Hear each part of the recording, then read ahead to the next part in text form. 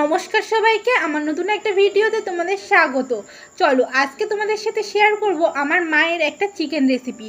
দেখো আমি রান্নাঘরে চলে এসেছি, এখন হাঁড়িতে হচ্ছে ভাত, আর অন্যদিকে আমি একটু মাকে সাহায্য করে দেওয়ার জন্য মশলাটা করে দিচ্ছি।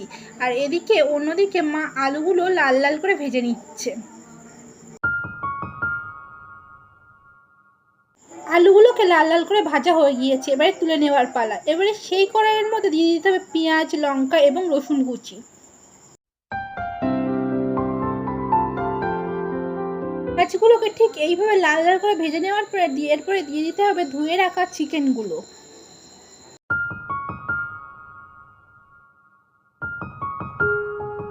এরপরে চিকেন এবং পেঁয়াজগুলো ভালোভাবে মিক্সড করে চাপা দিয়ে রাখতে হবে কিছুক্ষণের জন্য। তোমাদের তো বলতেই ভুলে গেছি, এর মধ্যে একটা গোপন জিনিস দেবে। কি বলো তো? এর মধ্যে দেবে একটু চিনি, তাহলে চিকেনটা গায়ের থেকে ছাড়াবে না আর চিকেনের টেস্টটা খুব সুন্দর হবে। দেখো এরপরে আমরা এর মধ্যে দিয়ে দিলাম নুন, হলুদ, আর এরপরে ভাজতে হবে ভালো করে। এরপরে চিকেন থেকে তেলটা ছেড়ে আসলেই দিয়ে দিতে হবে আদা জিরে বাটা, দিয়ে ভালো করে এবারে কষতে হবে লঙ্কার গুঁড়ো দিয়ে, যত সময় না একটু লাল লাল ভাব আসছে। চলো তাহলে এবার কষা যাক আলু দিয়ে।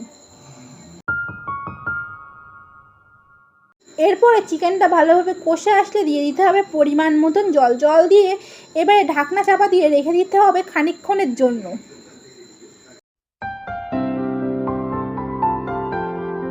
15 মিনিট ঢাকনা চাপা দিয়ে রাখার পরে দেখো আমাদের চিকেন কিন্তু একেবারেই রেডি। এরপরে উপর দিয়ে দিয়ে দেবো একটুখানি গরম মশলা।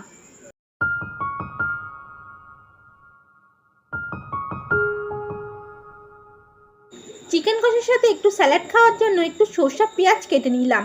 আর এই দেখো এদিকে আমাদের চিকেন কষা পুরোপুরি রেডি হয়ে গিয়েছে। আমি তাহলে গরম ভাত দিয়ে চিকেন কষা খাই। আর আমার ভিডিওটা যদি তোমাদের ভালো লেগে থাকে তাহলে please like, comment and subscribe করে আমার পাশে থেকো। আজকে তাহলে আসি, সবাই ভালো থেকো, সুস্থ থেকো, দেখা হচ্ছে নতুন কোনো একটা ভিডিওতে।